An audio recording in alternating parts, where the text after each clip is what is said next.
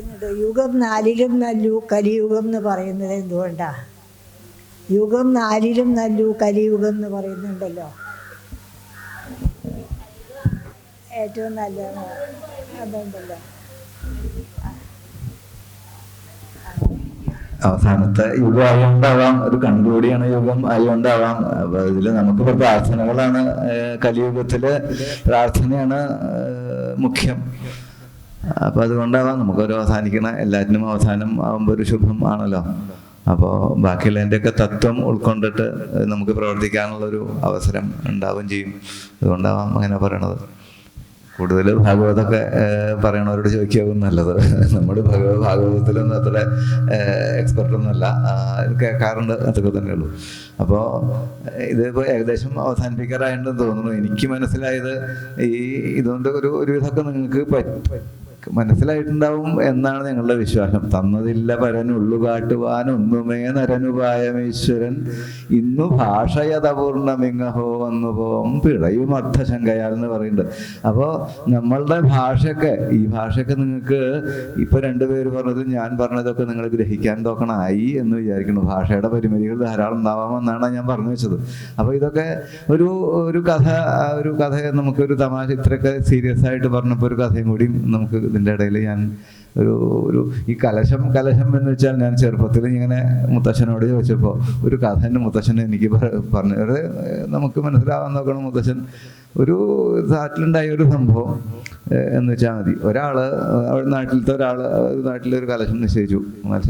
അവിടുത്തെ നാട്ടുകാരും കമ്മിറ്റിക്കാരൊക്കെ കൂടിയിട്ട് ഒരു കലശം നിശ്ചയിച്ചപ്പോൾ ഈ കലശം നിന്നിട്ടുണ്ട്. തൊട്ടടുത്തൊരാൾ, ഒരു രാമേട്ടൻ എന്ന് വിളിക്കാം, രാമേട്ടൻ എന്ന് പറഞ്ഞിട്ടൊരാൾ, അയാൾ എന്താ വെച്ചാൽ സ്ഥിതി ചെയ്യുന്നുണ്ടെങ്കിൽ ഈ അയാളുടെ അവിടെ ഭാര്യയായിട്ട് ദിവസേന തെല്ലം മുഴക്കാണ്. അപ്പോൾ നമ്മൾ ഭാഷയിൽ, വ്യവഹാര ഭാഷയിൽ കലശൽ എന്ന് പറയാറ്. കലശൽ എന്നാണ് പറയുക, ഈ അടികലശൽ എന്നൊക്കെ പറയുമല്ലോ. അപ്പോൾ കലശലാണ്. ഇയാളിങ്ങനെ കുറേശ്ശെ അവിടെ തല്ലൂട്ടുണ്ട്. അപ്പോൾ നാട്ടുകാർ കുറേശ്ശെ അങ്ങനെ സംസാരം തുടങ്ങി അവിടെ. ഈ കലശൽ അയാളായിട്ട് തമ്മിൽ കലശലാട്ടോ, ഭാര്യയായിട്ട് കലശലാണ്. അപ്പോൾ നാട്ടുകാർക്കൊക്കെ തന്നെ പറഞ്ഞ് എല്ലാവർക്കും മനസ്സിലായി തുടങ്ങി. എന്നാൽ ഈ വിദ്വാൻ മനസ്സിലാക്കണമില്ല, രാമേട്ടൻ മനസ്സിലാക്കണമില്ല. കുറച്ച് കഴിഞ്ഞപ്പോൾ ഇവിടെ ഈ കലശത്തിൻ്റെ കാര്യങ്ങളൊക്കെ ചർച്ച ചെയ്തിട്ട് ഇവരിങ്ങനെ കമ്മിറ്റിക്കാരൊക്കെ കൂടിയിട്ട് ഓരോ ദിക്കിലേക്കും ഇവരെ പറയാനും ക്ഷണിക്കാനും എന്തെങ്കിലും സംഭാവന ഒക്കെ മേടിക്കണം ചെല്ലുക. ഈ വിദ്വാൻ്റെ അടുത്തേക്ക് വന്നു, നമ്മളവിടെ കലശാട്ടോ. ഇയാൾക്ക് ഈ കലശം എന്താണെന്ന് വെച്ചാൽ അറിയില്ല, ഈ രാമേട്ടന്. അപ്പോൾ ഇയാൾ വിചാരിച്ചു എൻ്റെ വീട്ടിലത്തെ കലശൽ നാട്ടുകാരൊക്കെ അറിഞ്ഞു തുടങ്ങി എന്നുള്ളതാണ്. അതുപോലെ അപ്പോൾ അങ്ങനെയല്ലാന്ന് പറഞ്ഞ് മനസ്സിലാക്കി. അത് പറഞ്ഞ് മനസ്സിലാക്കലാണ് ഞങ്ങളുടെ ഉദ്ദേശം എന്നാണ് ഞാൻ പറഞ്ഞു വരുന്നത്. നിങ്ങൾക്ക് ഈ കലശലല്ല, കലശാണ് ഇവിടെ എന്നുള്ളതാണ് ഞങ്ങൾ പറഞ്ഞു മനസ്സിലാക്കിയത്.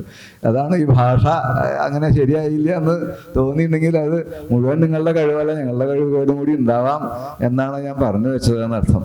ഈ സമുദ്രത്തിലത്തെ ഒരു ാണ് പണ്ട് ഒരാള് ഇങ്ങനെയൊക്കെ നമുക്ക് സംശയം തോന്നാം. ഞാൻ പറഞ്ഞത് ഇതൊക്കെ സന്നിവേശിച്ചുകൊണ്ട് ഇതിൽ ഈ ചൈതന്യം വരുമോ, ബിംബത്തുമ്പിൽ ചൈതന്യം വരുമോ എന്നാണല്ലോ നമുക്ക് സംശയം. ഒരു കുടത്തില് വെള്ളം എടുത്തിട്ടുണ്ടെങ്കിൽ വെള്ളത്തിൽ ആ ചൈതന്യം വരുമോ എന്നുള്ളതാണ് നമുക്ക് സംശയം വരുന്നത്. അല്ലെങ്കിൽ ഈശ്വര ചൈതന്യം ബിംബത്തുമ്പിൽ വരുമോ എന്നുള്ളതാണ്. ഈ പ്രപഞ്ചമാകം വളർന്നു കിടക്കേണ്ടതാണ്. പ്രപഞ്ചത്തിന് മുഴുവൻ തൂണിലും തുരുമ്പിലും ഒക്കെ ഈ ചൈതന്യം ഉണ്ട് എന്നാണ് നമ്മുടെ സങ്കല്പം.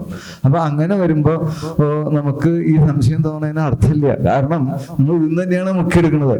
കടല് വെള്ളത്തിൽ നിന്ന് ഒരു കുടം വെള്ളം എടുത്തിട്ടുണ്ടെങ്കിൽ അതിൽ ഉപ്പുരസം ഉണ്ടോ ഇല്ലയോ എന്നുള്ളത് നമുക്ക് സംശയമൊന്നുമില്ല. അതിലുണ്ട്, അതിൽ ഉപ്പുരസം ഉണ്ട്. അതുപോലെ നമുക്ക് ഈ പ്രപഞ്ചമാകുന്ന ഈ ഈശ്വര ഈ മുഴുവൻ ഈ ലോകത്തിന് മുഴുവൻ വളർന്നു നിൽക്കുന്ന ഒരു സാധനത്തിനാണ് നമ്മളൊരു കഷ്ണം കുറച്ച് ഈ കുടത്തിൽ മുക്കിയെടുക്കുന്നത്, അല്ലെങ്കിൽ നമ്മൾ ഈ ബിംബത്തിലേക്ക് എടുക്കുന്നത്.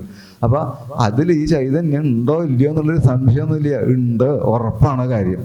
അതിനെ നമ്മൾക്ക് വിശ്വസിക്കുക എന്നുള്ളതാണ് ഇപ്പം നമ്മൾ ഈ പറഞ്ഞുകൊണ്ട കാര്യങ്ങളൊക്കെ കൊണ്ടൊക്കെ ഇതാവണത്. അപ്പോൾ ഇതൊക്കെ നിങ്ങൾക്ക് മനസ്സിലായി എന്ന് വിശ്വസിക്കുന്നു. കൂട്ടത്തിലൊരു കാര്യം കൂടി, ഒരു അമ്പലത്തിൽ അനുവർത്തിക്കേണ്ട കുറേ ചിട്ടവട്ടങ്ങളും കൂടിയും ഇതിൻ്റെ ഇടയിൽ നമ്മൾ മുഴുവൻ ഇതിൽ പരാമർശിക്കാണ്ട് പോയി. അതിനെ കൂടി ഒന്നും കൂടി പറയാൻ പറ്റില്ല. നമ്മൾ ഇതിൽ പറഞ്ഞു എങ്കിലും അത് ഒരു വ്യാവഹാരികമായിട്ട് നമ്മൾ അനുവർത്തിക്കേണ്ടത്. ഇവിടെ ഉച്ചപൂജ, ഉഷപൂജ, അതിൻ്റെ ഇടയിൽ ഇവിടെ വന്ന് നമ്മൾ തൊഴുമ്പോഴൊക്കെ കുറച്ച് ഈ ഓരോ ക്ഷേത്രത്തിലും ഓരോ നിയമങ്ങളുണ്ടാവും. ആ ക്ഷേത്രത്തിൻ്റെ ഉയർച്ചയ്ക്ക് വേണ്ടിയിട്ട് 5 വിധത്തിലുള്ള കാര്യങ്ങളൊക്കെ പറയുന്നുണ്ട്.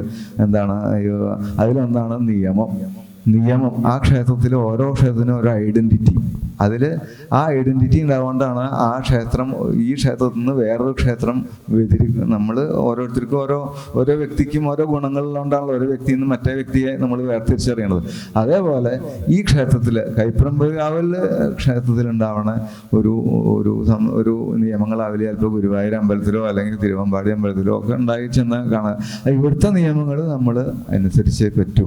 അപ്പോൾ ഇവിടെ വരുമ്പോൾ നമ്മൾ ഉച്ചപൂജയ്ക്ക് നടടയ്ക്കുമ്പോൾ ഇവിടെ ഇങ്ങനെ പെട്ടിട്ടുണ്ടാവും. അപ്പോൾ ആ സമയത്ത് കടന്നു തൊഴാൻ പറ്റില്ല എന്ന് പറഞ്ഞാൽ ചിലപ്പോൾ അത് ബുദ്ധിമുട്ടുണ്ടായി എന്ന് വരും. ബാക്കിയുള്ളതൊക്കെ എന്തിനാ അങ്ങനെ. അപ്പോൾ പക്ഷെ അവിടെ ആ നിയമം ഉണ്ടാക്കി വെച്ചിട്ടുള്ള അവിടുത്തെ കമ്മിറ്റിക്കാരോ അല്ലെങ്കിൽ അവിടെ അത് ഭരിക്കുന്ന ആൾക്കാരാണ്. അപ്പോൾ അല്ലെങ്കിൽ അത് അനുവർത്തിച്ചേ പറ്റൂ. നമ്മളവിടെ ചെന്നാൽ അതിനനുസരിച്ചേ പറ്റൂ എന്നർത്ഥം. എന്തുകൊണ്ട് അവിടെ ആ ക്ഷേത്രത്തിലില്ല, നിങ്ങൾക്ക് മാത്രം ഇവിടെ എന്ന് ചോദിക്കേണ്ട ആവശ്യമില്ല. അത് ഇവിടുത്തെ വ്യക്തിത്വമാണത്. അപ്പോൾ ഇവിടെ അങ്ങനെ പെരുമാറണം എന്നുള്ളതാണ് ഞാൻ പറഞ്ഞത്. ആ നിയമങ്ങളെ കൊണ്ട് മാത്രമേ നമുക്ക് മുന്നോട്ട് പോകാൻ പറ്റുള്ളൂ. ആ നിയമം ഉണ്ടായാൽ മാത്രമേ അവിടെ ചൈതന്യം വരുള്ളൂ. അപ്പോൾ അതാണ് ഞാൻ പറഞ്ഞു വരുന്നത്. അപ്പോൾ ഇവിടെ എന്താ എങ്ങനെയാണെന്ന് ചോദിക്കരുത്, അവിടുത്തെ നിയമങ്ങളാണെന്നർത്ഥം. ഇപ്പം നമ്മൾ ഈ കലശത്തിൻ്റെ ഇടയിലും കുറേ ബുദ്ധിമുട്ടുകളൊക്കെ നിങ്ങൾക്കൊക്കെ ഉണ്ടാവാം. ഇന്ന സമയത്ത് തൊഴാൻ പറ്റില്ല, ഇന്ന സമയത്ത് വരാം. അപ്പോൾ അതൊക്കെ അനുസരിച്ച് വന്നാൽ മാത്രമേ ആ ഒരു പ്രവൃത്തി മുഴുവനാവും അവിടുത്തെ ചൈതന്യത്തിനെ നമുക്ക് ഉണ്ടാക്കാൻ പറ്റുള്ളൂ എന്നാണ് പറയുന്നത്. പിന്നെ അതിൻ്റെ കൂടെ ഇന്നത്തെ ഒരു വിഷയം ഇപ്പോൾ മുമ്പ് പറയാത്തതും കൂടിയും ഉണ്ട്. ഇന്ന് വൈകുന്നേരം ഇവിടെ ഒരു വിളിച്ചൊല്ലി പ്രായശ്ചിത്തം എന്നുകൊണ്ടുള്ളൊരു ക്രിയയും കൂടിയും വരുന്നുണ്ട്. എന്താ വെച്ചാൽ വിളിച്ചൊല്ലി പ്രായശ്ചിത്തം എന്ന് വെച്ചാൽ നമ്മുടെ മനസ്സിലുണ്ടാവണ ഒരു ഇതിനെ നമ്മളൊരു വാക്യരൂപേണ ഇവിടെ പറഞ്ഞ് ഒരു പൊതു സദസ്സിൽ വെച്ചിട്ട് ബാക്കിയുള്ളവരോട് വിളിച്ചു പറയലാണ്. അപ്പോൾ പറഞ്ഞ് നമ്മൾ പറയുമ്പോൾ അതിനൊരു പ്രായശ്ചിത്തം ഉണ്ടാവും അതിനൊരു പരിഹാരം ഉണ്ടാവും എന്നാണ് ദേവസമക്ഷം നമ്മുടെ കുറ്റങ്ങളൊക്കെ ഏറ്റു പറയുക. ഒരു സദസ്സിൽ വെച്ചിട്ട് നമ്മുടെ കുറ്റങ്ങൾ ഏറ്റു പറഞ്ഞാൽ അതിനൊരു പരിഹാരമായി എന്നാണ് സങ്കല്പം. അപ്പോൾ അങ്ങനെ ഒരു സംഭവം ഇവിടെ നമ്മൾ സദസ്സിൽ വെച്ച് വിളിച്ച് പറഞ്ഞ് ഉറക്കെ വിളിച്ച് നമ്മളുടെ കുറ്റങ്ങളൊക്കെ വിളിച്ച് പറയുക. അതിനൊരു വിളിച്ചൊല്ലി പ്രായശ്ചിത്തം ചടങ്ങുണ്ട്. വളരെ പ്രധാനപ്പെട്ട ഒന്നാണ്. നേരത്തെ ചോദിച്ചതിനെ ഞാൻ എൻ്റെ അറിവിലുള്ള ഒരു കാര്യം ഉത്തരം പറഞ്ഞോട്ടെ. 4 യുഗങ്ങളുണ്ട്. അപ്പോൾ ഓരോ യുഗങ്ങളിലും ഓരോരോ കാര്യങ്ങളാണ് ഈശ്വര സാക്ഷാത്കാരത്തിന് വേണ്ടിയിട്ട് വേണ്ടത് എന്ന് പറഞ്ഞു. അതിൽ ആദ്യത്തെ യുഗത്തിലെ മുഴുവൻ സ്തുതികളൊക്കെയാണ് എന്ന് പറഞ്ഞു കഴിഞ്ഞാൽ അത് ജ്ഞാനം, അതായത് വിദ്യ പലതരത്തിൽ അഭ്യസിച്ച് അതിൽ ആ ഒരു അവസ്ഥയിലേക്ക് എത്തിച്ചേർന്ന എല്ലാവർക്കും ഒരുപോലെ പഠിച്ചു മുന്നേറാൻ പറ്റിക്കൊള്ളണമെന്നില്ല ഒരു സമൂഹത്തിൽ. അങ്ങനെ എത്തിപ്പെട്ട വ്യക്തികൾക്കാണ് അതിനുള്ള അവസരം ഉണ്ടാവുള്ളൂ. രണ്ടാമത്തേൽ കർമ്മങ്ങൾ ചെയ്യലുണ്ട്. അപ്പം ഈ കർമ്മങ്ങൾ ചെയ്യാനും എല്ലാവർക്കും അത് പരിപൂർണമായ രീതിയിൽ കർമ്മങ്ങൾ ചെയ്ത് അവിടെ എത്താനും പറ്റിക്കൊള്ളുന്നില്ല. കാരണം കർമ്മം ആയാലും പഠിച്ചുണ്ടാക്കണം. അതിന് ബുദ്ധിമുട്ടുണ്ട്. ഈ 2 കാര്യങ്ങൾക്കും ബുദ്ധിമുട്ടുണ്ട്. ഞാനുണ്ടായി ആ വഴി കൂടെ പോകുക എന്നുള്ളത് ഏറ്റവും ബുദ്ധിമുട്ടാണ്. കർമ്മത്തിൽ കൂടെ ആ വഴിയിലേക്ക് എത്തുക എന്നുള്ളത് പിന്നെയും ബുദ്ധിമുട്ടാണ്. അത്ര ഏറ്റവും ബുദ്ധിമുട്ടെന്ന് പറയാൻ പറ്റില്ല. എന്നാൽ ഏറ്റവും എളുപ്പമുള്ളതാണ് ഭക്തിമാർഗം. ഏറ്റവും എളുപ്പമാണ്. വെറുതെ ഇരുന്ന് അവൻ ജപിച്ച് നമ്മൾ ആ വഴിക്ക് എത്തുക. അതിൽ പ്രത്യേകിച്ച് ഒരാൾക്കും കൂടുതലൊന്നും പഠിക്കാനോ കാര്യങ്ങൾക്കോ മെനക്കെടാനോ ഒന്നും ആവശ്യമില്ല. അപ്പോൾ ഏതാ എളുപ്പം? അതാണ് ഈ യുഗത്തിൻ്റെ ഗുണം. അത് അദ്ദേഹം പറഞ്ഞ പോലെ തന്നെ അത് പൂന്താനത്തിലെ ജ്ഞാനപ്പാനയിലെ വരികളാണ്. ആ വരികൾ കുറച്ചും കൂടിയും പോകുമ്പോൾ തന്നെ അതിൻ്റെ ഉത്തരം പറയുന്നുണ്ട്. അതായത് പറഞ്ഞത് തന്നെ, അതായത് കലിയുഗത്തിൽ മറ്റുള്ള യുഗങ്ങളിലൊക്കെ ധാരാളം യജ്ഞങ്ങളും കാര്യങ്ങളൊക്കെ വളരെ കൃത്യമായിട്ട് ചെയ്താൽ മാത്രമേ മോക്ഷം കിട്ടുള്ളൂ. പക്ഷേ കലിയുഗത്തിൽ നാമജപം കൊണ്ട് മാത്രം മോക്ഷം കിട്ടും. അതുകൊണ്ടാണ് പൂന്താനം അതിൽ പറയുന്നത് ഈ കലികാലത്ത് ഒരു പുൽക്കൊടിയായെങ്കിലും ഈ ഭാരതദേശത്തിൽ ജനിക്കണം എന്ന് പ്രാർത്ഥിക്കാനുള്ള കാരണവും അത് തന്നെയാണ്. അപ്പോൾ തീർച്ചയായിട്ടും ആ നാമജപത്തിന്റെ പ്രാധാന്യം തന്നെയാണ് അതിൽ പറയുന്നത്. അത് തന്നെയാണ് അതിൻ്റെ ഏറ്റവും അതിൽ തന്നെ വരുന്നുണ്ട്. കുറച്ചും കൂടി അങ്ങോട്ട് പോകുമ്പോൾ ജ്ഞാനപ്പാനയിൽ അതിൻ്റെ ഉത്തരവും വളരെ വ്യക്തമായിട്ട് വരുന്നുണ്ട്.